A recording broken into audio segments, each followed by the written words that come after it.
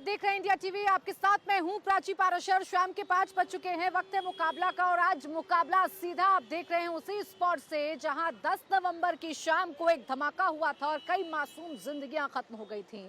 उमर की वीडियो के बाद अब ये तय हो गया है कि फिदायीन हमला था जिसकी साजिश दिल्ली में रची गई थी। ये ठीक वही स्पॉट है, ये वही सड़क है जहां पर I-20 कार में ब्लास्ट किया गया था। और इस पूरे इलाके को अगर आप देखेंगे तो आप समझेंगे कि ये भीड़ भाड़ वाला इलाका है। यहाँ ज्यादातर ट्रैफिक रहता है, ट्रैफिक जैम रहता है। एक तरफ चांदनी चौक जाने का रास्ता है तो दूसरी तरफ है लाल किला, जहाँ जाने के लिए बड़ी संख्या में जो लोग हैं वो आते हैं। गाड़ियां होती हैं, ई रिक्शे यहाँ पर चलते हैं। भीड़ भाड़ वाले इलाके को उमर की तरफ से चुना गया था और ऐसा ही ट्रैफिक रहा होगा, ऐसी ही स्लो मूविंग गाड़ियां रही होंगी जब उमर की गाड़ी में धमाका हुआ और उस धमाके की गूंज पूरे देश में सुनाई दी। फिलहाल एनआईए ने इस पूरे मामले की जांच अपने हाथों में ले ली है और एनआईए फिलहाल एक के बाद एक जो गिरफ्तारी है वो इस पूरे मामले में कर रही है। कैसे फिदायीन हमला हुआ, फिदायीन हमले का खतरा क्या अब टल चुका है, क्या इसका मास्टरमाइंड कौन है, इन तमाम सवालों के जवाब हम तलाशेंगे, इन तमाम सवालों के जवाब आपको बताएंगे। लेकिन उससे पहले इस वक्त की बड़ी खबर आपको बता देते हैं। बड़ी खबर यह है कि फिदायीन उमर का वीडियो सामने आ गया है। धमाके से पहले आतंकी उमर ने वीडियो बनाया था और वीडियो में उमर ने सुसाइड बॉम्बिंग की बात कही थी। जो वीडियो उस वक्त चल रहा है आप देख रहे हैं अपनी स्क्रीन पर, उस वीडियो में उमर ने सुसाइड बॉम्बिंग की पैरवी की थी। वीडियो में उमर बोला कि मौत ही एकमात्र मंजिल है।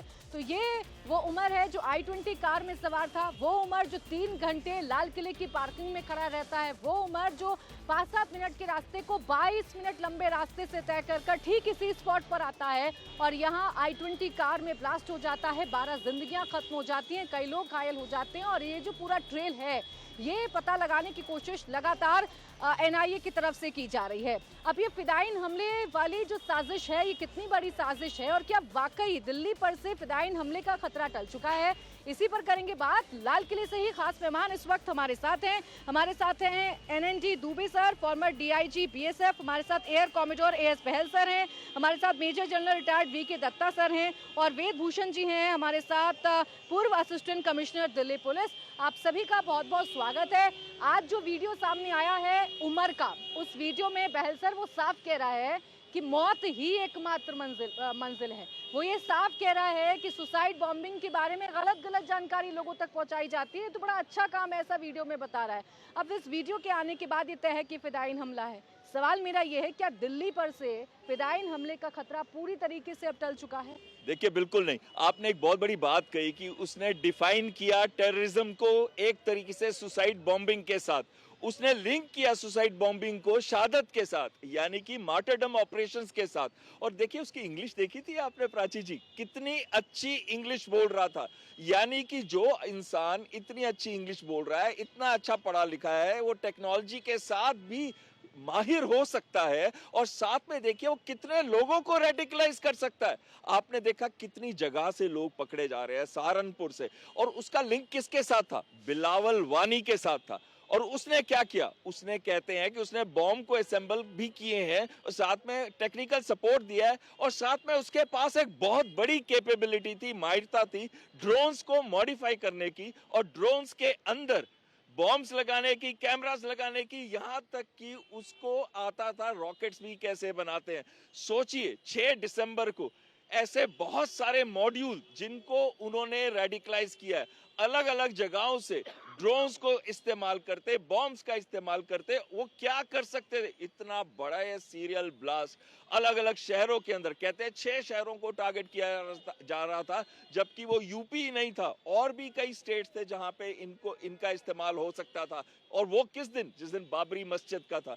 ऐसे लोग क्या करते हैं? आपसे देखिए, कोई इतनी अच्छी इंग्लिश बात कर रहा हो, कोई आपको अच्छी तरीके से समझा रहा हो कि सुसाइड बॉम्बिंग एक्चुअली शहादत है, आप कर रहे हो धर्म के लिए, तो सोचिए अल फला यूनिवर्सिटी के अंदर उसने कितने स्टूडेंट्स को अपनी तरफ कर लिया होगा। उसने बिलाल वानी को भी कहा था कि आप बनिए सुसाइड बॉम्बर, लेकिन उसने क्लियरली कह दिया इस्लाम के अंदर कोई जगह नहीं है सुसाइड की, यानी कि उसने उसको पाप कहा था, इस वजह से नहीं किया।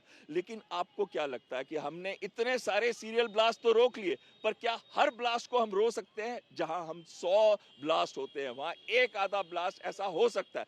प्लस अभी तो इंटरनल चल रहा है, आपको पता है कि 3000 के करीब लोगों को क्वेश्चन किया गया है, 100 के करीब को डिटेन किया गया है और 15 को अरेस्ट किया गया। और लिंक्स हमको मिल रहे हैं, लिंक्स मिल रहे हैं जैश ए मोहम्मद के साथ, हमको लिंक्स मिल रहे हैं ISIS के साथ, जो डॉक्टर सईद के साथ हुआ था और रिक्सीन निकली थी। तो कहीं ना कहीं ये इतना बड़ा नेटवर्क है कि जो भी हमले हमने रोके हैं बहुत अच्छा किया, लेकिन अभी भी हमले हो सकते हैं। उसको प्रिवेंट करना तब तक जब तक हम उसकी जड़ जो है पाकिस्तान के अंदर उसको ऊपर ना टैकल करें। गिरफ्तारियों की बात कर रहे हैं, कल आमिर को कोर्ट में पेश किया गया, आज दानिश नाम के शख्स को कोर्ट में पेश किया गया। ये वो दानिश है जो ड्रोन बनाने का काम कर रहा था, ड्रोन बॉम्बर बनाने का काम कर रहा था, आज उसे भी कोर्ट में पेश किया गया। और जिस तरीके से गिरफ्तारी हो रही है दुबे सर, प्रश्न ये है क्या तमाम फिदाइन हमले करने वाले जो लोग हैं उनको पकड़ लिया गया है, या अभी भी हो सकते हैं जो इधर उधर कहीं घूम रहे हैं?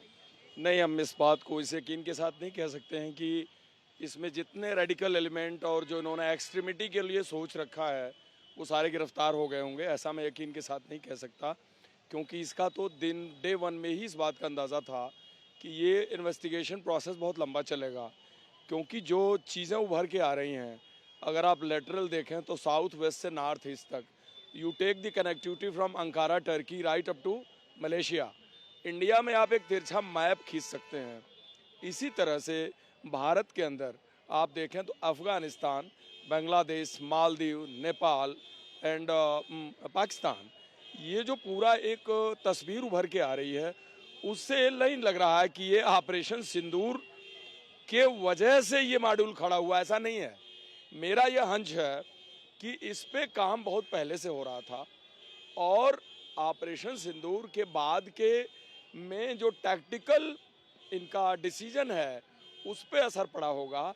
लेकिन ये पूरा नेटवर्क पे काफ़ी पहले से पाकिस्तान काम कर रहा था और इस नेटवर्क के लिए उसने थर्ड वर्ल्ड कंट्री को चुना है, इसके बेस के लिए, मीटिंग के लिए, मोटिवेशन के लिए, लॉजिस्टिक्स के लिए। और उन्होंने भारत के अंदर ह्यूजली रेडिकलाइज यूथ जो कि कश्मीर से मोस्टली बिलोंग करते थे, उनको इस काम के लिए इस्तेमाल किया है। क्योंकि अगर डॉक्टर शाहीन का अगर आप उदाहरण लें तो शी इज़ फ्रॉम लखनऊ, अगर उसका आप पूरा कंप्लीट ट्रैवल डिटेल लें, उसकी पूरी एकेडमिक डिटेल लें, उसने जॉब में कहाँ कहाँ शिफ्ट किया, तो इससे आप अंदाज़ा लगाइए कि कितना वो वेल लिंक्ड थी जैश ए मोहम्मद से। जैश के जो मेन कंड्यूट हैं, जिसमें आपको पता है अम्मार की वाइफ, और आपको फरवरी 2019 का पुलवामा अटैक पता है जो जैश ने किया था CRP बस के खिलाफ, उसमें जो मसूद अजहर का कजिन था, जो मास्टरमाइंड था, जिसको बड़गांव में इनकाउंटर में मारा गया, उसकी वाइफ जो विडो है, actually she is the person who is running the complete module of ladies of Jaish in Pakistan. ये लेडी डायरेक्टली उसके कनेक्शन में थी। तो ये सब एक बड़े चिंता की बात है। तो मैं नहीं कह सकता यकीन के साथ कि सारा मॉड्यूल पकड़ा गया है, उस पर काम बड़ा एग्रेसिवली हो रहा है और इसमें टाइम लगेगा। और बहुत सारे लोग तो डॉर्मेंट हो गए होंगे, अपनी एक्टिविटी को उन्होंने सीज कर दिया होगा। तो इसमें बड़ा सिस्टमेटिक इन्वेस्टिगेशन चल रहा है। NIA का भी, स्टेट पुलिस लगी हुई है, SOGs लगी हुई है। तो मुझे बड़ा उम्मीद है कि आई थिंक मैक्सिमम नेटवर्क निकालने में इनको कुछ समय लगेगा। एक के बाद एक जिस तरीके से कड़ियां खुल रही हैं और इस भीड़ भाड़ वाले इलाके में दत्ता सर आ जाना, और यहाँ हमारे ठीक पीछे ये ब्लास्ट लोकेशन है जहाँ पर ब्लास्ट हुआ है, स्लो मूविंग गाड़ी में ये पूरी तरीके से ब्लास्ट हुआ था। फिदाइन की हिम्मत आती कहाँ से है, और हिम्मत अगर आ भी गई तो ये भीड़ भाड़ वाला जो इलाका है इसे कैसे चुना गया होगा, या किस तरीके से पूरी प्लानिंग की गई? देखिए, ऐसा है कि जो ये हमला हुआ फिदाइन किया इसने, इसको फिदाइन करने की ज़रूरत नहीं थी। फिदाइन हमला जो होता है अमूमन उस टारगेट को चुना जाता है फिदाइन के लिए जो एक डिफ़िकल्ट टारगेट हो, सिक्योरिटी फोर्सेस का हो, कोई VIP का इलाका हो। ऐसी भीड़ भाड़ वाले इलाके में आप वैसे भी कोई ID बना के छोड़ सकते हैं और उतना ही बड़ा नुकसान हो जाएगा। तो ये जो उसने फिदाइन किया है, ये उस मेंटल स्टेट के बाद किया उसने जब उसको ये पता चल गया कि वो अब पकड़ा जाएगा, उसका जो राज है खुल गया है, उसके साथी पकड़े जा चुके हैं और बहुत जल्द उसके ऊपर भी कानून का हाथ आ जाएगा। तो उस मेंटल स्टेट के अंदर उसने वो अपने आप को फिदाइन के तौर पे ब्लो किया है। उसको फिदाइन बनने की ज़रूरत नहीं थी, क्योंकि जो होता है ना मोटिवेशन फॉर अ फिदाइन कि एक बड़ा आप टारगेट अचीव करने जा रहे हैं। अब जैसे उसमें बीरूट के अंदर एक अमेरिकन इनकी जो बैरिक्स थी उसके अंदर फिदाइन हमला हुआ और वो ट्रक भर के ले गए और 300 अमेरिकन 250-300 अमेरिकन मारे गए। उसको बोलते हैं फिदाइन हमला। यहाँ आपने सिक्योरिटी फोर्सेस के जो कैंटोनमेंट के अंदर आप घुसे, अपने संतरियों को फिदाइन हमला करके मारो, अंदर जाके नुकसान किया। ऐसे इलाके में फिदाइन करने की ज़रूरत नहीं थी। वो बल्कि लाल बत्ती में गाड़ी रुकी है, वो गाड़ी से उतर के भी बाहर बटन दबा सकता था और उतना ही असर होता, गाड़ी में बैठ के फाड़ने की ज़रूरत नहीं थी। लेकिन एक फिदाइन को तैयार करने के लिए, मोटिवेशन करने के लिए सालों लगते हैं। ये जो मॉड्यूल है ये 2 दिन में तैयार नहीं हुआ, ना ये अब संदूर के दौरान तैयार हुआ है, ये पहले से तैयारी इसकी चल रही है। इसके अंदर जो पाकिस्तान है, हमारे अंदर के जो रेडिकलाइज्ड लोग हैं, ये बहुत सालों से इसकी प्लानिंग कर रहे होंगे। और ये सारे लोग जो हैं श्रीनगर थे। श्रीनगर में अगर आपको याद हो, रुबैया सईद जब किडनैप हो गई थी 1989 में, 4 आदमी हमने छोड़ दिए। उसके बाद अगले दिन पूरे श्रीनगर के अंदर आज़ादी के नारे लगने लगे और उस दिन से लेकर आज तक वहाँ पे 370 हटाने से पहले लगातार वहाँ पे मदरसों में, वहाँ की मस्जिदों में भारत के खिलाफ जहर घोला जाता था मौलवियों द्वारा, जो ISI के द्वारा स्पॉन्सर थे। इनको पैसे आते थे वहाँ से लगातार। और मैं बहुत बार अमरनाथ यात्रा के लिए जाता था श्रीनगर, लोग मेरे को बोलते साहब देखो मस्जिदों में ऐसा चल रहा है। तो ये जो रेडिकलाइजेशन है तब से शुरू हुई 90 से, और 90 से तैयार होते होते लोग डॉक्टर बने, गवर्नमेंट की वजीफा लेके बने। तो ये वो जनरेशन है ये जिनका ब्रेन वॉश किया गया था उस समय। आज का आदमी ब्रेन वॉश नहीं होगा, ये वो वाले हैं जो बचपन से ब्रेन वॉश होते चले आ रहे थे। ब्रेन वॉश की तो हमने वीडियो देख ली, वो कैसे अंग्रेजी में बता रहा है कि जो सुसाइड बॉम्बिंग है वो किस लिए अच्छी है, सुसाइड बॉम्बिंग के लिए कितने मिथ हैं। इस बीच एक खबर आपको बता देते हैं, एक और खुलासा दिल्ली धमाके की जांच में हुआ है। ये खुलासा ये हुआ है कि डॉक्टर उमर ने शू बम से धमाका किया था। अभी तक सोर्सेज के हवाले से जो जानकारी मिल रही है वो ये है कि उमर ने शू बम से धमाका किया था। कार की ड्राइवर की सीट के नीचे जूता मिला है, टायर और जूते पर TATP विस्फोटक के निशान भी मिले हैं। उमर ने TATP विस्फोटक से हमले को अंजाम दिया था। तो सूत्र ये बता रहे हैं कि शू बॉम्बर के जरिए ये धमाका हुआ है। जो यहाँ ठीक मेरे पीछे किया गया, ये वो लोकेशन जो भीड़ भाड़ वाला इलाका है, जहाँ ट्रैफिक रहता है, लाल किले के लिए आने वाले लोग हैं, चांदनी चौक के लिए आने वाले लोग हैं, मंदिर आने वाले लोग हैं, इलेक्ट्रॉनिक मार्केट में आने वाले लोग हैं। तो इस इलाके को उमर की तरफ से चुना गया। और जो ये शू बॉम्बर की हम बात कर रहे हैं, इसके बारे में जरा बताइए सर, ये किस तरीके से काम करता है और इसे ही क्यों चुना गया होगा? देखिए, शू बॉम्बर की एक टेक्निक है कि आप उसको पैर से रगड़कर जब भी चाहें उसमें विस्फोट कर सकते हैं। इस तरह का केमिकल्स उसके अंदर इस्तेमाल किया जाता है। परंतु जो अब ये वीडियो सोशल सर्किल के अंदर आई हुई है, तमाम सोशल मीडिया के अंदर है, इसने इस केस को एक बहुत महत्वपूर्ण दिशा दी है। बहुत इसको आप डाइंग डिक्लेरेशन के रूप में इस्तेमाल कर सकते हैं और बतौर एन एविडेंस ये कोर्ट के अंदर इस्तेमाल की जाएगी। पर इस वीडियो ने ये जरूर तय कर दिया है कि ये एक बिल्कुल फिदाइन अटैक था, सुसाइडल अटैक था। और जो इसकी जो तमाम जो लिंक्स हैं, जो एविडेंसेस हैं, जो सबूत हैं, इस वीडियो ने बिल्कुल तय कर दिया है कि इन्वेस्टिगेशन की दिशा अब किस तरफ जानी चाहिए। अब NIA का जिम्मेदारी है कि वो तमाम सूत्रों को इकट्ठा करके उनको चेन में पिरोएं, तमाम जो एविडेंसेस हैं उनको कनेक्ट करें, नौगांव से दिल्ली, फरीदाबाद, लखनऊ, जहाँ भी सहारनपुर, जहाँ तार मिले हैं उनको कनेक्ट करना और बतौर एन एविडेंस अदालत में पेश करना NIA की जिम्मेदारी है। परंतु जो आज की वीडियो है और जहाँ तक शू के इस्तेमाल किए जाने की, एज ए डेटोनेटर इस्तेमाल किए जाने की बात है, ये भी एक इन्वेस्टिगेशन का सब्जेक्ट है, क्योंकि तमाम चीज़ें FSL और लेबोरेटरी से साइंटिफिक एक इन्वेस्टिगेशन के तहत इसकी जांच की जाएगी कि क्या ये फैक्ट है, क्या बॉम्ब जो ब्लास्ट किया गया वो शू बॉम्ब की तरह इस्तेमाल किया गया, या जो उसके अंदर अमोनियम नाइट्रेट था वो उससे ब्लास्ट हो सकता था या नहीं हो सकता था। ये तो इन्वेस्टिगेशन का सब्जेक्ट है। परंतु जो वीडियो है उसने ये जरूर तय कर दिया है कि बिल्कुल ये तय था कि सुसाइड करना है।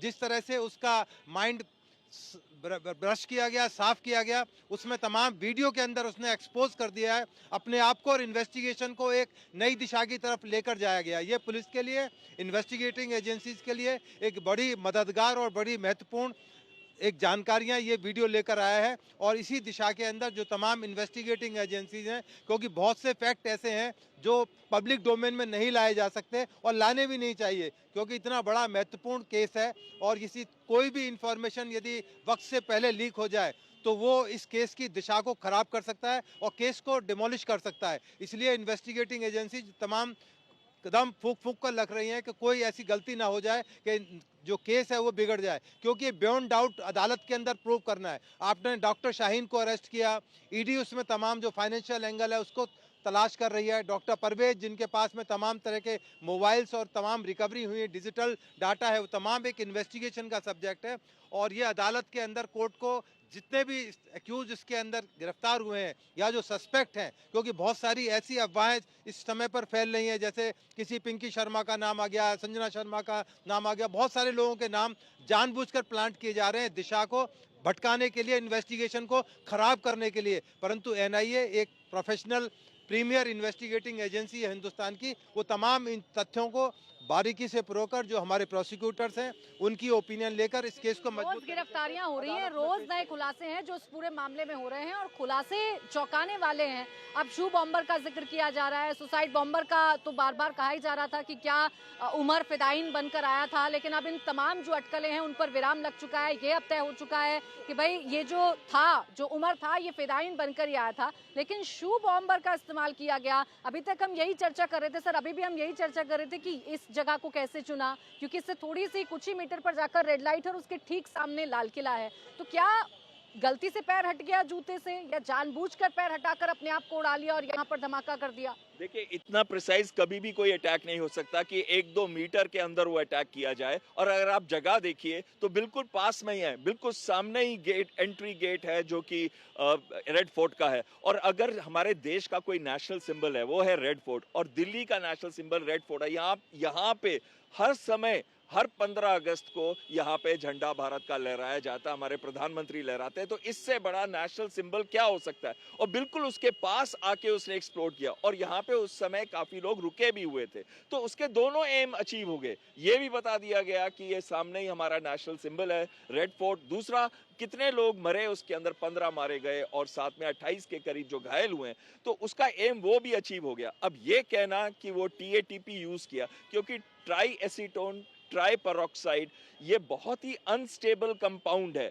और ये कंपाउंड का इस्तेमाल करने का मतलब है कि जो एक इनऑर्गेनिक कंपाउंड अमोनियम नाइट्रेट है, जो हमेशा स्टेबल रहता है, वो कभी भी एकदम एक्सप्लोड नहीं कर सकता। उसमें 94 और 6% के रेशियो में फ्यूल ऑयल लगाया जाता है, उसके अंदर मिलाया जाता है। उसके बाद अगर TATP का इस्तेमाल किया है तो बहुत बड़ा धमाका होगा, जैसे कि हुआ था, और कोई भी क्रेटर नहीं होगा। आप देखिए, आपके पीछे कोई क्रेटर नहीं है, और जो ब्लास्ट इफेक्ट होगा वो 100 से 200 मीटर, 300 मीटर तक जाएगा, और वही हुआ भी उस दिन। और उसकी साउंड ITO तक गई थी। तो कहीं ना कहीं, चाहे वो उसको टाइमर के साथ इस्तेमाल किया गया हो, चाहे उसको शू बॉम्ब की तरह इस्तेमाल किया गया हो, क्योंकि एक बार शू बॉम्ब का इस्तेमाल अमेरिकन एयरलाइंस पे हुआ था, लेकिन वो सक्सेसफुल नहीं हुआ था, वहां पे वो बच गए थे। लेकिन इसका इस्तेमाल और जगह पे भी हुआ है, लंदन में भी हुआ है। तो कहीं ना कहीं ये उसका TATP का भी इफेक्ट हो सकता है शू बॉम्बिंग से, और कहीं ना कहीं इसका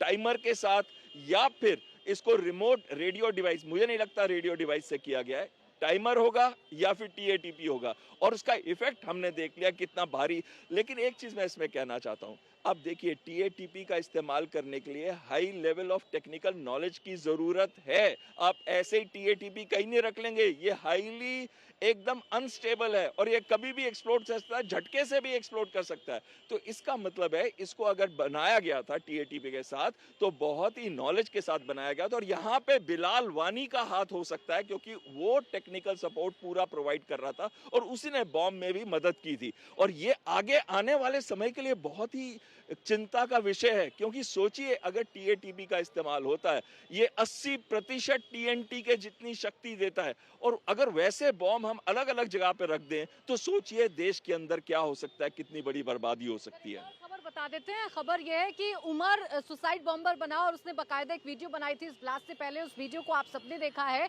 जानकारी ये मिल रही है कि दानिश को वो सुसाइड बॉम्बर बनाना चाह रहा था, दानिश को फिदाइन बनाना चाह रहा था उमर। सूत्र ये बता रहे हैं दानिश ने सुसाइड बॉम्बर बनने से इनकार कर दिया। 2023 में डॉक्टर उमर ने दानिश का ब्रेन वॉश कर दिया था, उसे पूरी तरीके से रेडिकलाइज किया था।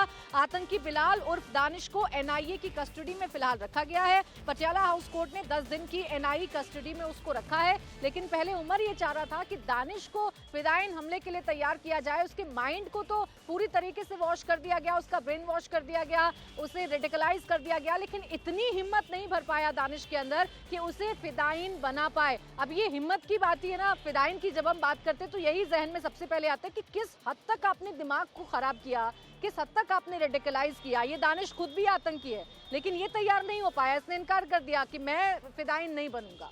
कैसे होता है? देखिए, अगर आप वीडियो उमर का देखें, एक लिबरोसिस वर्ड यूज करता है वो।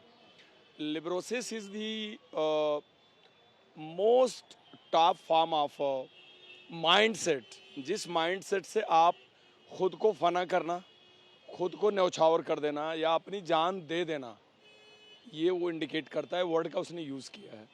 इसका अर्थ ये है कि जो उसका माइंड सेट था उसमें डेथ को उसने ऑलरेडी एम्ब्रेस कर चुका था वो। रेडिकलाइजेशन की जहाँ तक बात करें हम, बहुत बार ऐसा भी होता है कि इन्होंने माइंड को रेडिकलाइज किया और बहुत सारे सुसाइडर लास्ट मोमेंट में अपना पैर पीछे खींच लेते हैं। ऐसा भी हुआ है, वो लास्ट मोमेंट में उनको पैर हिल जाते हैं, क्योंकि इतनी एक्सट्रीमिटी की बात करना तो आसान है, लेकिन जान देने का जब क्षण आता है ना, तो वो एक बड़ा डिफरेंट लेवल का रेडिकलाइजेशन उसके लिए चाहिए, जो कि उमर में था। अब बात है कि अगर ये बात एक्सपोज ना होती तो शायद उमर अपने को बेट पे नहीं लगाता, उमर दाव पे खुद को नहीं लगाता, बिकॉज उमर बहुत बड़ा एक प्लानर था। उमर किसी और को रेडी कर लेता विद पैसेज ऑफ टाइम, लेकिन ये टाइम उसे मिला नहीं। 10 के मॉर्निंग के बाद उसकी ये मजबूरी हो गई कि वो जाएगा जेल, जेल का ट्रायल फेस करना, आजीवन कारावास होना। उससे अच्छा है कि उसने अपने आप को उस लिबरोसिस माइंडसेट में खुद को ब्लास्ट कर लिया और एक ह्यूमन बम का उसने अपने आप को इस्तेमाल किया। लेकिन सबसे चिंता की बात है कि ऐसी क्या सिखलाई है, ऐसा क्या रिलीजियस फाइटर है जो एक आदमी को इतने एक्सट्रीम स्टेप लेने के लिए तैयार करता है। उसको पता है कि इस जगह मैं ब्लास्ट करूंगा तो 25-50 बेगुनाह मारे जाएंगे, जिनका उस काज से कोई लेना देना नहीं है, जो उसके मन में कोई भी ग्रज रहा हो, उससे उनका क्या लेना देना। यानी people will die without any reason, लेकिन बावजूद इसके भी वो इस डैमेज को अपनी सुपर प्रायोरिटी मान रहा है, अपनी जान देने के बावजूद। एक बात बताइए, वो 3 घंटे पार्किंग में था, 3 घंटे बाद वो 6:22 पर पार्किंग से निकला, चाहता तो यहाँ से सीधा इस रेड लाइट पर आ सकता था, नहीं आया, उसने पीछे वाला रास्ता चुना। वो रिंग रोड होकर 22 मिनट, क्योंकि पूरा ट्रैफिक वाला एरिया है, कि 22 मिनट, उसने 22 मिनट क्यों लिए आखिर? देखिए, मेरा अंदाजा ये है, इसमें सबसे पहली बात तो मैं इस कयास को खारिज कर रहा हूँ कि उसने बाई फ्लू के जगह चुन लिया। यहाँ तो बाई एक्सीडेंट हो गया, ये तो ऐसे ही हो गया, ये बिल्कुल गलत है। आप अभी इस समय हम लोग 5:30 के टाइम पे यहाँ खड़े हैं, उसने ब्लास्ट 6:30 के आसपास किया है। 6:30 पे इस जगह कितनी भीड़ होगी, और उसने कुछ दिन में 150 किलोमीटर। एक बार जरा भीड़ दिखा दें, जिस भीड़ की बात सर कह रहे हैं, अभी इतनी भीड़। अभी आप इतनी भीड़, आप कहीं भी ब्लास्ट कर लीजिए, 25-50 की लाइफ तो खतरे में पड़ेगी। और वो 150 किलोमीटर चला पूरे दिन। वो अक्षरधाम से लेकर के आपका सराय काले खां, आपका कर्तव्य पथ, पूरा कनाट प्लेस, आपका ये DND रोड, हर रोड पे गया है। उसने जगह क्यों चुनी है? इत्तेफाक नहीं है, टारगेट सिलेक्शन बिल्कुल सही है उसका। हाँ, ये ज़रूर है कि वो उसी दिन उसे करना पड़ा, ये बाई कंपल्सन है, बाई सिचुएशनल है, जिसको मैं मान के चल रहा हूँ। और जो क्लैरिक्स और जो इमाम, जो एक रिलीजियस टीचिंग और एक तरह से थॉट प्रोसेस को बदल के कि इस दीन के रास्ते पर तुम्हें जान भी देनी पड़े ना, तो कोई बड़ी बात नहीं है। आप उसी मुल्क के हो, वहीं आपने जन्म लिया, वहीं पर मेडिकल की पढ़ाई ली, वहीं पर आपने पोस्ट ग्रेजुएशन की मेडिसिन की सीट ली। आप एक गरीब परिवार से हो, आपसे परिवार को इतनी उम्मीदें हैं, आपको वापस फैमिली को रिटर्न करना है, सोसाइटी को रिटर्न करना है। लेकिन एक जिहाद के नाम पे चलते हुए उसने इतने लोगों की जान ली और इतनी खराब प्रेरणा दिया हो जनरेशन्स को कि आने वाले लोग उसको इमुलेट करेंगे, कहेंगे भाई तो डॉक्टर ऐसा कर सकता है, बहुत अच्छी बात है। कोई भी कर सकता है। ये एक बड़ी सीरियस बात है। एक दानिश का नाम आया है जिसे रेडिकलाइज करने की कोशिश थी। ना जाने कितने लोग होंगे जो इनके संपर्क में आए होंगे, ना जाने कितने लोग हैं जिनसे उमर ने बात की होगी, और उन तमाम लोगों को पता लगाने की कोशिश की जा रही है। पूरा एरिया देख लीजिए। अब देखिए लोकल लोग भी यहाँ इकट्ठा हो गए। यहीं की रहने वाली हैं आप? हाँ जी। यहीं की, क्या नाम है आपका? नीतू। नीतू। जिस दिन ब्लास्ट हुआ था आवाज सुनी थी आपने? हाँ जी। सुनी थी। हाँ क्या महसूस हुआ? बहुत जोर का धमाका हुआ था। उस दिन मंडे था और यहाँ पे रेडियो लगी हुई थी। मैं वहीं खड़ी थी जहाँ से ब्लास्ट हुआ। मैं काफ़ी जोर की भागी हूँ, इतनी जोर की एकदम गाड़ी आई है, गाड़ी से ब्रेक लगा, ब्रेक लगती भट देवी, बहुत जोर का धमाका। यहाँ तक कि उसकी छत जो उड़ के चांदनी चौक में गई है। उसके बाद हम लोग घबरा तबड़ी हुई, हम लोग भाग चले गए। अभी सोचा था ऐसे इस इलाके में ऐसा कुछ? ऐसा कभी नहीं सोचा था। हम लोग यहाँ पे रेडियो लगाते हैं, छोटे मोटे काम करते हैं। आप भी लगाती हैं? हाँ जी। आपका नाम क्या है भैया? दीपक कुमार। दीपक, आप भी यहीं पे काम करते हैं? नहीं, मैं तो वहाँ बुलंदशहर से आया हूँ घूमने खाली। अच्छा, आप यहाँ क्या सुना आपने ब्लास्ट के बारे में? देखा था मैंने तो बुरा लगा मुझे। गलत तो हुआ ही है जो हमारे देश में हुआ है, होना नहीं चाहिए था ऐसा। किसी को उम्मीद नहीं है कि ऐसा हो सकता है, और करने वाले सफेद पोश डॉक्टर हैं सर। अभी जिस दानिश का जिक्र आ रहा है, प्रश्न सिर्फ ये आता है दिमाग में कि दानिश तो एक नाम है जो एनआईए की कस्टडी में, न जाने कितने लोगों को उमर ने रेडिकलाइज करने की कोशिश की होगी ना। ये बताया होगा कि मरना बहुत बेहतर है, दीन के लिए मरना, या ये सुसाइड बॉम्बर बनना। कितने फिदाइन तैयार कर दिए होंगे? देखिए, सारे फिदाइन तैयार नहीं होते हैं। फिदाइन के लिए वॉलंटियर होना पड़ता है आदमी को, और उसके लिए तैयारी करनी पड़ती है। और दूसरा क्या है कि जितने फिदाइन हमले होते हैं, जो अगर आप ईरान इराक की बात करें, आप इसकी आईएसआईएस की बात करें, फिदाइन मरने से पहले स्नान करता है, साफ कपड़े पहनता है, इबादत करता है, और फिर जाता है फिदाइन का हमला करने के लिए। वो कभी भी सीधा नहीं चला जाता, वो कार्रवाई करना। अगर आप हिस्ट्री पढ़ें, जहाँ भी फिदाइन अटैक, वो कैसे उसने तैयारी करी उस दिन की उसकी तैयारी क्या थी, वो अपने इमाम के लिए करता है वो। तो कहने का मतलब यह है कि रेडिकलाइज होंगे लोग, लेकिन शहादत देने के लिए और अपने आप को फिदाइन बनाने के लिए 3 घंटा कितना क्रूशियल है जो वो पार्किंग में था? उस वक्त क्या हो रहा होगा? 3 घंटे जो उसने बिताए यहाँ, तो सही समय का उसे मालूम था कि शाम को यहाँ पे ट्रैफिक जैम होगा और उस समय टारगेट अच्छा मिलेगा उसको। और इस दौरान हो सकता है उसने अपने किसी हैंडलर से बातचीत करी हो, वो एनआईए वाले और एनटीआरओ पकड़ लेंगे, वो सारी डिटेल मिल जाएगी कि 3 घंटे बैठ के उसने किसी से बात करी, क्या बात करी, और उसके दिमाग में क्या चल रहा था कि मैं तो पकड़ा जाऊंगा और अब मैं कौन सा टारगेट चुनूं। टारगेट ठीक है, सिंबल है रेड फोर्ट, क्राउडेड एरिया है पूरा, लाजपत राय मार्केट है, आपके टेम्पल हैं सामने, और यहाँ पे मस्जिद है हमारी इतनी बड़ी। तो ये खबर बता देती हूँ, उस पर भी जानकारी दीजिएगा। खबर ये है कि हमास मॉडल के तहत हमले की प्लानिंग आतंकियों की तरफ से की गई थी। ड्रोन में छोटे पावरफुल बम फिट करने की कोशिश की गई थी।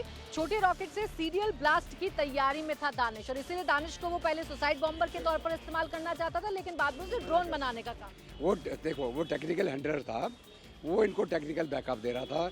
बॉम्ब असेंबल सब नहीं कर सकते हैं।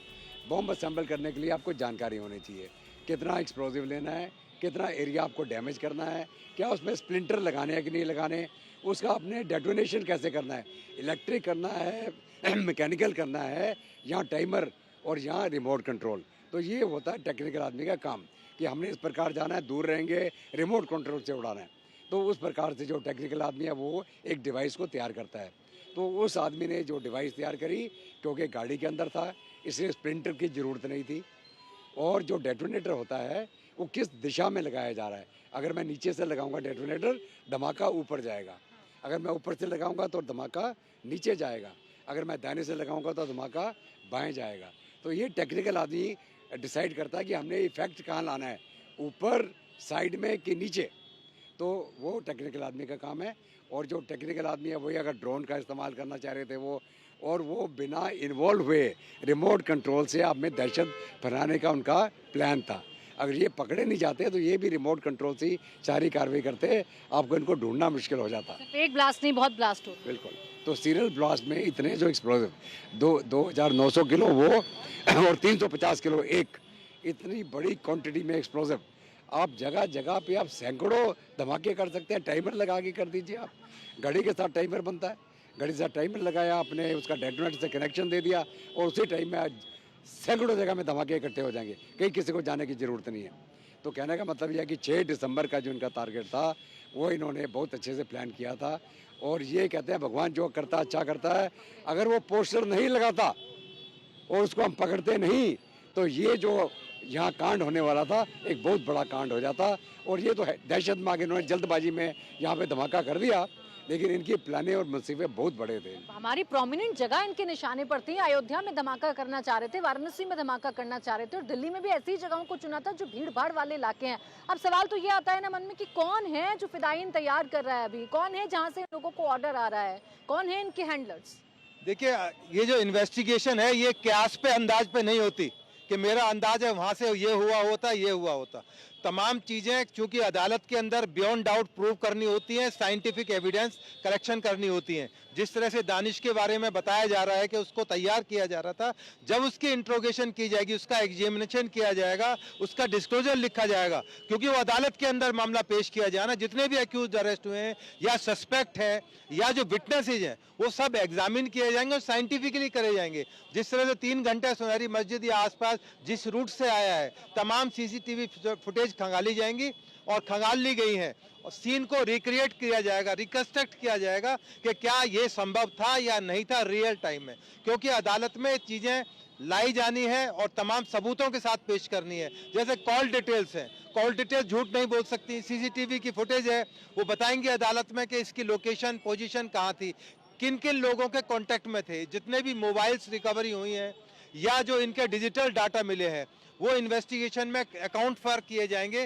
कि किससे किसको कनेक्ट किया जाए। तो जब तक कोई कनेक्शन नहीं होगा, हवाई बात करना, अंदाज लगाना कि पाकिस्तान कनेक्शन अयोध्या गया, पूरे हिंदुस्तान को उड़ाना चाहता था, केवल हमारा अंदाज हो सकता है, पर कोर्ट में ये बात कहना एक हास्यात्मक, एक हंसी उड़ाने वाली बात है। तो इन्वेस्टिगेटिंग एजेंसी जिन चीज़ों पर नहीं, जो फैक्चुअल में है, जो ग्राउंड पर है, जो इन्वेस्टिगेशन में चीज दिखाई दे रही हैं, सामने आ रही हैं, जो साइंटिफिकली कोर्ट में प्रूव की जा सकती हैं, उस पर इन्वेस्टिगेशन की जा सकती हैं और तमाम सोशल मीडिया, तमाम टेलीविजन पर इस तरह की बात की जा सकती है। पर इन्वेस्टिगेशन एक बहुत संजीदा, एक बहुत सेंसिटिव और एक बहुत डेलिकेट मैटर है, जिसके अंदर इन्वेस्टिगेशन को हर चीज से कनेक्ट करना पड़ता है, प्रूव करना पड़ता है कोर्ट के अंदर, उसका आधार बताना पड़ता है। हवाई इन्वेस्टिगेशन कभी नहीं होती है। कभी आपने किसी चार्जशीट में नहीं देखा होगा कि उसने अंदाज से ये बता दिया, ना अदालतें उस पर विश्वास करेंगी, ना मैं यकीन करूंगा, ना आप उसको यकीन कर पाएंगे। तो इसलिए थोड़ा सा इंतजार करना चाहिए, जब तक इन्वेस्टिगेशन एजेंसीज इसमें चार्जशीट फाइल ना कर दें,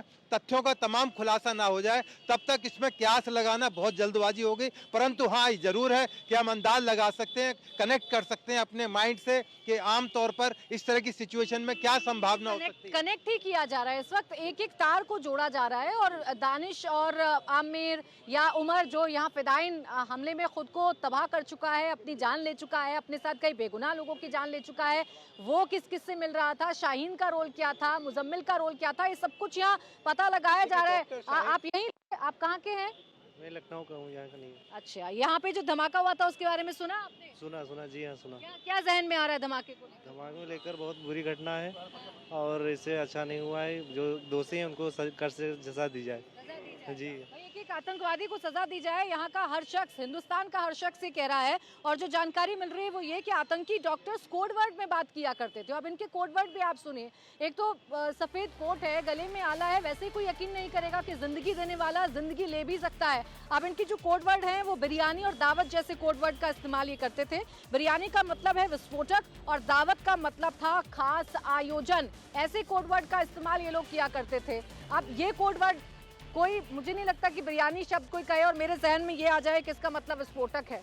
बिल्कुल सही कह रहे हैं आप। कोड वर्ड का मतलब ही ये होता है कि ऐसे वर्ड का इस्तेमाल किया जाए जो दूसरों को समझ ना आए, पर जिसके लिए ये टारगेटेड है उसको समझ आ जाए। जैसे उसको मैडम सर्जन बोलते थे, मैडम सर्जन तो नॉर्मली भी डॉक्टर, लेडी डॉक्टर फरी बोलेंगे। और शाहीन को जब वो कहते थे कि वो मैडम सर्जन है, तो कहीं ना कहीं लोग रिलेट नहीं कर सकते उसको कि वो कोई आतंकी घटना करने वाली है। लेकिन उसके लिंक कहाँ से नहीं मिले हैं। यहाँ तक कहा जा रहा है कि जो जैश ए मोहम्मद के जो सरंगना है मसूद अजहर, उनके जो उनके क्लोज रिलेटिव की वाइफ थी वो, यानी कि अफीरा बीबी, उसके साथ इनके बहुत ही क्लोज रिलेशनशिप थी। और वो क्लोज रिलेशनशिप का मतलब ये है कि वो भी यहाँ मॉड्यूल बनाने की कोशिश कर रही थी। और अगर ऐसे महिला मॉड्यूल वो बनाए, सोचिए, आपने खुद बड़ी बात की कि अगर एक हम स्टेथोस्कोप लेके जाते हैं और एक अच्छी इंग्लिश में बात करते हैं, आप पे कौन शक करेगा?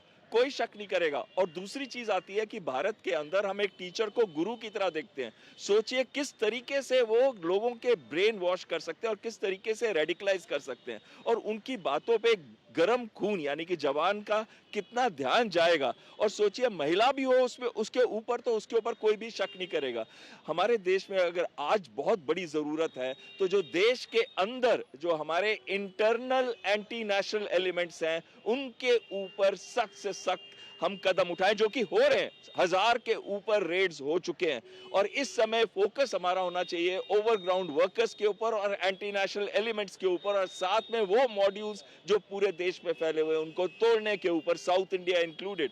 तो लास्ट चीज मैं इसमें ये कहना चाहूंगा, इसके लिए बहुत जरूरी है कि पुलिस नए नए तरीके इजाद करे। टेक्नोलॉजी का तो इस्तेमाल करते ही हैं वो फोन्स को मॉनिटर खासकर और करना पड़ेगा। जो इंटरनेशनल लिंक्स हैं, ये जो प्रॉक्सी सर्वर्स हैं, उनके ऊपर ध्यान देना पड़ेगा। दूसरी चीज है कि टेक्नोलॉजी का इस्तेमाल करते हुए जितने यहाँ पे लगे हुए हैं सीसीटीवी कैमरा, उनको इंटीग्रेट करके एक कॉमन जगह पे पिक्चर होनी चाहिए जो मॉनिटर करें। ऐसी कार जो 7 घंटे घूम रही है और 3 घंटे तक एक जगह पे है, तो कहीं ना कहीं वो कोई गलत काम करने वाली है, और ये पुलिस के पास होना चाहिए मैकेनिज्म एक सेंट्रल जगह पे। तीसरी चीज आती है जो एक पहले नॉर्मल पुलिस की कार्यवाही है, जैसे कि civil security agencies fusion, police को अब वापस उस पे जाना पड़ेगा और सोसाइटीज के अंदर जाके लोगों को अवेयर करना कि आप किसी को भी अपना मकान शॉप देते हैं तो बहुत ध्यान दें, पूरा वेरिफिकेशन करें, और साथ में कोई भी सस्पिशियस एक्टिविटी है वो पुलिस को रिपोर्ट करें। और जब वो ये ऐसे बिल्ड करेंगे रिलेशंस सोसाइटी के साथ, तो ऐसे आतंकी हमले एकदम बंद हो जाएंगे। एक और जानकारी दे देते हैं अपने दर्शकों से। एक और बड़ा खुलासा जो दिल्ली ब्लास्ट केस में हुआ है, खुलासा ये है कि धमाके के वक्त तुर्की पाकिस्तान से कॉल आए थे। जो खबर मिल रही है, जो जानकारी मिल रही है वो ये कि तुर्की और पाकिस्तान से कॉल आए थे। लाल किला इलाके में तुर्की पाकिस्तान से 68 कॉल आए थे। सभी 68 मोबाइल नंबर की इस वक्त जांच की जा रही है। तो जो बार बार एक जहन में प्रश्न आता है ना कि 3 घंटे क्या कर रहा था वो पार्किंग में बैठकर उमर, क्या कहीं से कोई कॉल आने वाला था, क्या कोई हैंडलर है जो बाहर कहीं दूसरे देश में बैठा हुआ था, जो सारे के सारे इस ऑपरेशन पर नजर रखे हुए था, इस कारनामे पर नजर रखे हुए था, और फाइनली कॉल आने के बाद उसने अपनी गाड़ी 6:22 पर निकाली और फिर 6:52 पर यहाँ आता है और बहुत तेज धमाका सुनाई पड़ता है और लोग परेशान होते हैं, दहशत में आ जाते हैं कि आखिर ये क्या हुआ। ये तुर्की और पाकिस्तान से इस पूरे इलाके में 68 कॉल आना कनेक्शन हो सकता है। तुर्की पाकिस्तान से इस इलाके में उस दिन घटना के पहले 68 कॉल आना बहुत ही सिग्निफिकेंट है, ये बहुत ही महत्वपूर्ण है, क्योंकि ये इत्तेफाक नहीं है।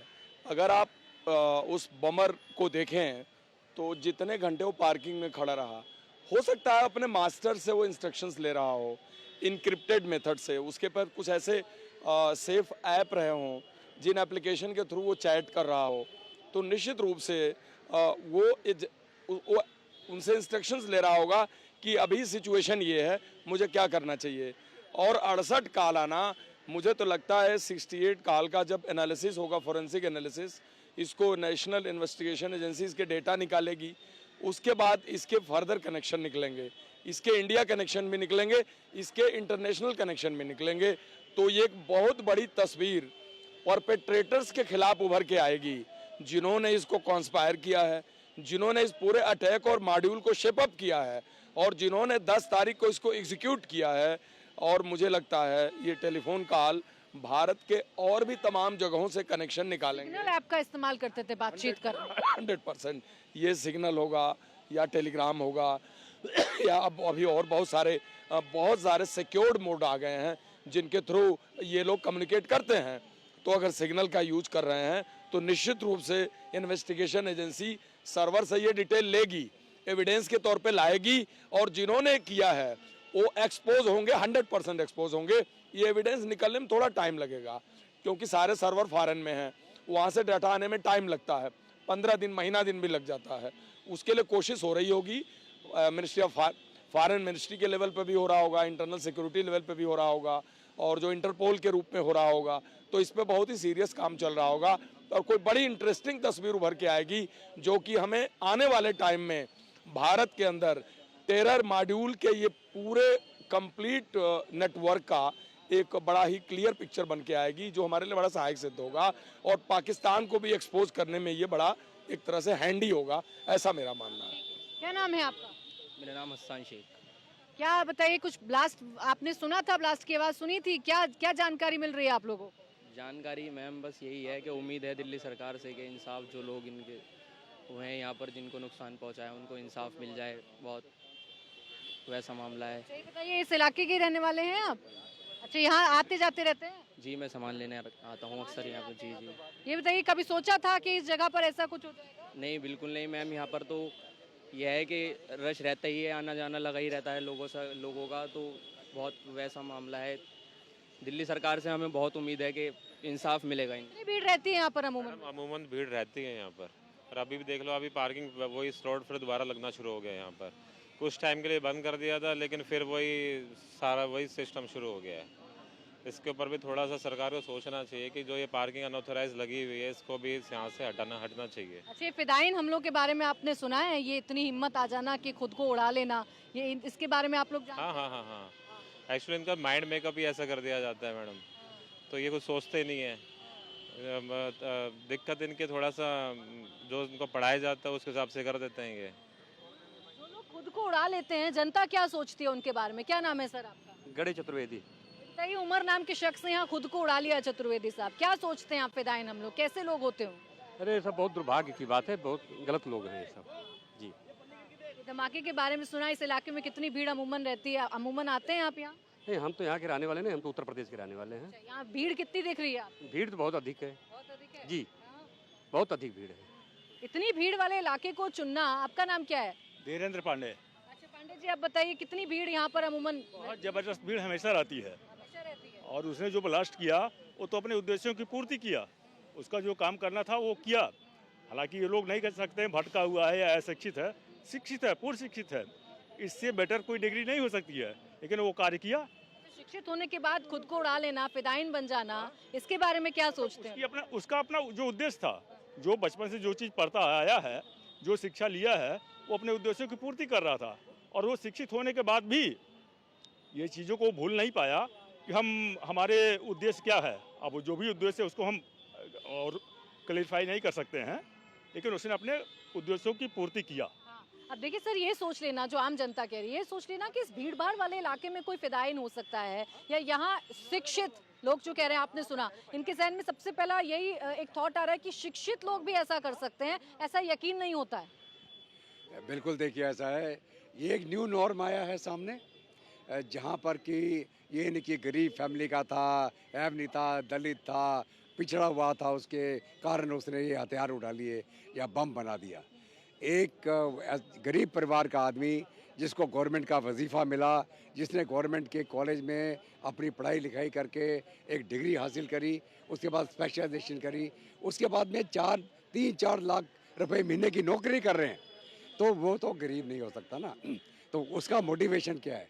उसका मोटिवेशन है वो रेडिकलाइजेशन, जिसके अंदर उनको ब्रेन वॉश किया गया है कि आपके मजहब में क्या है, आप ही हैं, आपका जो वो खुदा है सबसे अव्वल है और सारे काफिर हैं, आप काफिर को मारिए। ये जो माइंड सेट है एक सेकुलर मुल्क के अंदर, जहाँ पे हम हिंदू, मुस्लिम, सिख, ईसाई सब रहते हैं, उसके अंदर आप ये अलग अलग धर्म को लेके चलेंगे तो ये कभी भी किसी के लिए ठीक नहीं रहेगा। लेकिन इनका जो ब्रेन वॉश हुआ उस समय से चालू हुआ, 1990 के दशक से रेडिकलाइजेशन ISA के द्वारा, मदरसों के द्वारा, मस्जिदों में, तो वो लगातार करके आज वो पढ़े लिखे बन गए और उन्होंने अपने दिमाग का इस्तेमाल किया इस कांड को अंजाम देने के लिए। तो कहने का मतलब ये है कि पढ़ा लिखा होना ना होना एक चीज़ है, और रेडिकलाइज हो जाना, अपने ही चीज़ को समझना यही ठीक है और सब बेकार हैं या और उसके काबिल नहीं है, ये गलत सोच है। आज की दुनिया में पूरा हम बोलते हैं the world is a village, the world is a village. तो अगर आप सब एक एक मजहब को लेके चलेंगे तो दुनिया में आप कैसे इकट्ठा रह पाएंगे आप? तो ये सोचना पड़ेगा हमको, हमारे इंटेलिजेंसिया को, हमारे जो लोग हैं, हमारे जो रिलीजियस टीचर हैं, हमारे जो मौलवी हैं, जो पंडित हैं, जो हमारे ग्रंथी हैं, उनको सोचना पड़ेगा आप अपने आवाम को क्या शिक्षा दे रहे हैं, क्या बताना चाह रहे हैं आपको। आज के दिन में, आज की 21वीं सदी में अगर आप वही हज़ारों साल पीछे की मानसिकता रखना चाहते हैं तो आपका क्या होगा? कोई फ्यूचर नहीं है आपका। आप पैदा होती है अपने आप को मार लीजिए, आप जल्दी चले जाइए खुदा के पास। एक एक बात जो बहल सर आप भी हमेशा कहते हैं और तमाम हमारे जो सुरक्षा एजेंसियों के लोग हैं वो भी कह रहे हैं कि भाई आम लोगों को अलर्ट होना होगा। अब आम लोग कितने अलर्ट हो पा रहे हैं इस हमले के बाद, या आम लोग इस हमले के बारे में क्या सोच रहे हैं? क्या नाम है आपका आंटी? आंटी क्या नाम है? मेरी मीनाक्षी पांडे। मीनाक्षी जी बताइए, ये हमले के बाद अब लोग कहते हैं कि आम लोगों को अलर्ट हो जाना चाहिए, आप लोग अलर्ट हैं? अब इतनी पब्लिक में कैसे अलर्ट हो जाए? ये बताइए हम कैसे इनको पहचान पाएंगे? ये क्या कुर्ती के अंदर रखे हैं, पहले आप बताइए। वो अपने अंदर उसको जागृत होना चाहिए कि हम क्यों मरे, हुनर के पास क्यों जाए? जो ये सब बोलते हैं हमको 100 हुनर मिलेगी, क्यों जीते जी अपनी प्राण को त्यागी? ये अल्लाह नहीं बोले हैं, नहीं भगवान बोले हैं कि तुम अपनी जान को अपनी त्याग दो, दूसरों के प्राण को खाओ, ये नहीं बोले हैं।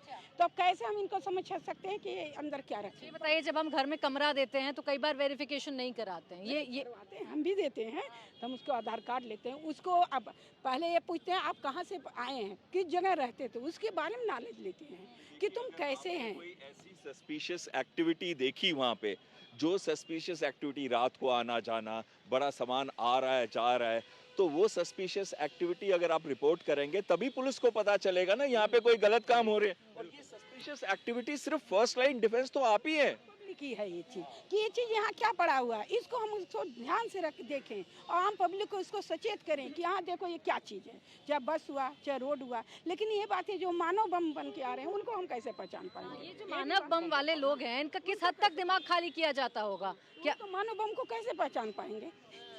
कैसे नहीं, इनकी जो हरकतें हैं देर से आने से सर अभी कह रहे हैं, जब तक मदरसा नहीं बंद होगी तब तक ये इंडिया में ऐसे बम विस्फोट होता रहेगा। कितनी पब्लिक जाग जाएगी? तो अबे हम चांदनी चौक से आ रहे हैं, हम कैसे पहचान पाएंगे कौन कैसा है? शिक्षा ही वही दिया जाता है मदरसे। नहीं, शिक्षा तो अब देखिए डॉक्टर है कोई, और डॉक्टर होके वो इस तरीके की हरकत कर रहा है। आम लोग कह रहे हैं भाई हम जागरूक हैं, लेकिन कैसे पहचाने कि यहाँ जो शख्स खड़ा है ये ब्लास्ट करने आ रहा है?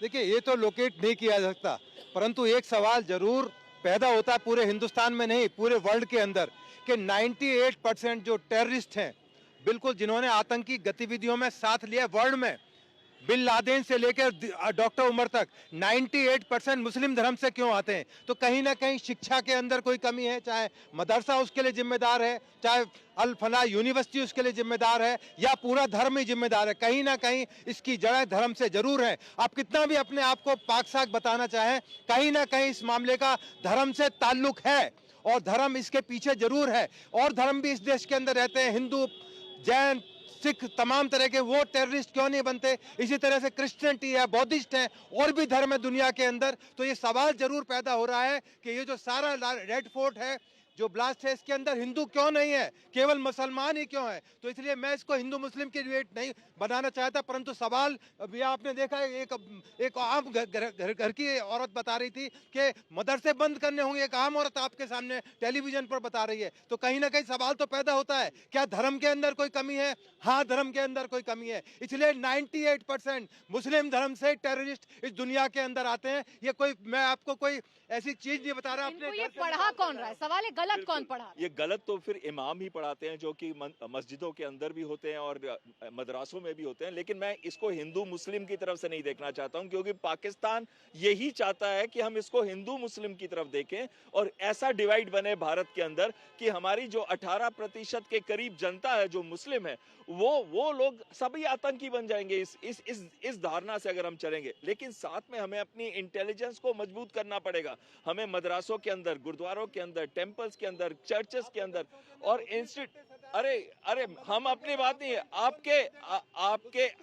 आपके अपने जो लोग होंगे उसके अंदर, आपके अपने जो लोग होंगे उसके अंदर उनसे, और ऐसा नहीं है कि सारे मुस्लिम टेररिस्ट है। देखिए, यहाँ सवाल सिर्फ इंटेलिजेंस का है। यहाँ सवाल इस बात का लेकर है कि जो फिदाइन हमला है उसके लिए लोगों को कैसे तैयार कर दिया जाता है। इस बीच एक और खबर आपको बता देते हैं, अल-फलाह से जुड़े कई लोग रडार पर हैं। दिल्ली एनसीआर के 25 ठिकानों पर रेड डाली गई है, जिसमें शाहीन बाग, ओखला, जामिया नगर में छापा मारा गया है। 4 राज्यों के 30 ठिकानों पर जांच जारी है। यूनिवर्सिटी मालिक और ट्रस्टी से पूछताछ भी की जा रही है। तो अभी कई ऐसे इलाके हैं जो सेंसिटिव इलाके हैं, जहां पर अभी भी छापेमारी की जा रही है। दिल्ली एनसीआर के 25 ठिकानों पर रेड डाली जा रही है, जिसमें शाहीन बाग, ओखला, जामिया नगर में छापा डाला जा रहा है। तो अभी भी 25 जहाँ से CNRC के दंगे बिल्कुल ठीक कह रहे हैं सर आप। सर, अभी कितना सेंसिटिव है दिल्ली? देखिए, ये दिल्ली कितना सेंसिटिव है? दिल्ली बहुत सेंसिटिव है, भारत की राजधानी है और दिल्ली में 2001 में संसद पे अटैक हो चुका है, यह हमें बोलना नहीं चाहिए। और किसी भी रेडिकल ऑर्गेनाइजेशन, किसी भी टेररिस्ट ऑर्गेनाइजेशन के लिए दिल्ली एक बड़ा फेवरेट टारगेट है। यहाँ हमारी संसद है, यहाँ हमारे प्रधानमंत्री हैं, हमारे राष्ट्रपति हैं, हमारी पूरी लीडरशिप है, हमारे पूरे डिफेंस के टॉप लीडरशिप भी दिल्ली में बैठती है। दिल्ली की आवाम है, धड़कन है देश की, तो दिल्ली एक बड़ा फेवरेट टारगेट है सारे ये टेरर ऑर्गेनाइजेशन के लिए। तो दिल्ली की सेंसिटिविटी हमेशा बनी रहेगी और ये आतंकवादियों के निशाने पर रहेगा। तो काम अभी इस बात का ये ज़रूरत है कि इस पूरे मॉड्यूल का जो फॉलोअप है, जो पुलिस कर रही है, इन्वेस्टिगेशन एजेंसी कर रही है, इसके तह में जाए वो सारे मॉड्यूल का एक साइंटिफिक इसके ऊपर वर्क करे, कॉल डाटा से लेकर के जितने फोरेंसिक एविडेंसेज हैं उस पर काम करे, सस्पिशियस ट्रांजैक्शन पे काम करे, मनी ट्रेल पे करे, उनके लॉजिस्टिक्स पे करे, सिंपथाइजर पे करे, ओवरग्राउंड वर्कर के ऊपर काम करे और एक ऐसी तस्वीर लेके आए कि उनका प्रोसिक्यूशन हो अनलॉफुल एक्टिविटी प्रिवेंशन एक्ट के तहत और उनको इतनी एग्जाम्पलरी सज़ा मिले कि जितने लोग इससे मोटिवेट होने के बारे में सोच रहे हैं उनके अंदर कम से कम इसका भय पैदा हो। मैं यही अपेक्षा करूंगा कि आने वाले फॉलोअप एक्शन में ये चीज़ होनी चाहिए। आखिरी चीज मैं इसमें बोलना चाहता था, मैं एक खबर बता दूं सर, उसके बाद आप अपनी बात कंप्लीट कर लीजिएगा। खबर ये डॉक्टर शाहीन के बारे में कई जानकारी हैं जो बार बार मिल रही हैं और ये डॉक्टर शाहीन है जो बड़ी भूमिका निभा रही थी इन आतंकियों तक सारी मदद पहुंचाने के लिए। अब जानकारी ये है कि गिरफ्तार आतंकी डॉक्टर शाहीन को लेकर खुलासा ये हुआ है कि फंडिंग और लॉजिस्टिक्स का शाहीन काम देख रही थी। शाहीन ने आतंकियों को 20 लाख रुपए पहुंचाए थे। शाहीन ने धमाके के लिए आतंकियों को ये 20 लाख रुपए पहुंचाए थे। तो वो डॉक्टर शाहीन जो जिसका भाई रेडिकलाइज हुआ, दोनों वीडियो देखकर रेडिकलाइज हुए, सेल्फ रेडिकलाइज हो गए, इसके बाद फिर जैश के संपर्क में आ गए और जैश के संपर्क में आने के बाद एक पूरा नेटवर्क सेटअप करने की कोशिश की गई और इसी कड़ी में दानिश का नाम आता है, उमर का नाम आता है, डॉक्टर मुजम्मिल का नाम आता है, आमिर का नाम आता है और न जाने कितने ऐसे लोग हैं जो डॉक्टर शाहीन के संपर्क में थे और खासकर ये महिलाओं को भी टारगेट किया करती थी। अब लॉजिस्टिक 20 लाख रुपए सर, यानी फाइनेंशियल मदद पहुंचाया जा रहा है। बिल्कुल, देखिए ऐसा है कि हर एक ऑर्गेनाइजेशन के अंदर अलग अलग जिम्मेवारियाँ रहती हैं। कोई मिलिट्री ट्रेनिंग की कार्रवाई कराता है, कोई टेक्निकल कार्रवाई में मुनस्सित रहता है, कोई प्रिक्योरमेंट करता है, कोई फंडिंग का उसको इकट्ठा करता है, कोई ह्यूमन रिसोर्सेज मतलब रिक्रूटमेंट करते हैं। हर एक ऑर्गेनाइजेशन में आप ये स्ट्रक्चर पाएंगे। कोई भी आप टेररिस्ट ग्रुप ले लीजिए, मिलिटेंट ग्रुप ले लीजिए, ये पूरी ऑर्गेनाइजेशन स्ट्रक्चर होती है। उसी स्ट्रक्चर के माध्यम से ये लोग अपना अपना जो दायित्व निभा रहे थे, फंडिंग किसने करनी है, रिक्रूटमेंट किसने करना है, मोटिवेशन किसने करना है, टेक्निकल काम कौन करेगा, ग्राउंड के ऊपर जाके कौन कार्रवाई करेगा, प्रिक्योरमेंट कौन करेगा, ये उसी का हिस्सा है। लेकिन अभी हमारी जो एजेंसीज हैं वो पूरा ये ट्रेल ढूंढ रही हैं, पूरे लिंक निकल रहे हैं, पैसा कहाँ से आया, क्या किसने मुहैया कराया, किस रूट से आया और कौन सी कंट्री से आया, यहाँ अंदर से उसको इकट्ठा किया गया। तो ये आस्ते आस्ते सारी तारें खुलेंगी। आज की टेक्नोलॉजी में कोई छुपाना मुश्किल है। बिल्कुल सर, ये सारी तारें खुल रही हैं। पता लगाया जा रहा है कि इन आतंकियों को सपोर्ट कौन कर रहा था और इनका ये जो प्लान था वो कितना बड़ा था और कितने और ऐसे इनके मददगार हैं छिपे हुए जो अभी भी अंडरग्राउंड हैं, जिनका पता लगाना बड़ा यहाँ पर इस वक्त जिम्मेदारी भी है और बड़ा मुश्किल भी है। बहुत शुक्रिया आप सबका हमारे साथ इस वक्त जुड़ने के लिए, रेड फोर्ट से हमें बताने के लिए कि इस वक्त मामला कितना सेंसिटिव है और हमारी जो जांच एजेंसियां हैं वो किस दिशा में काम कर रही हैं।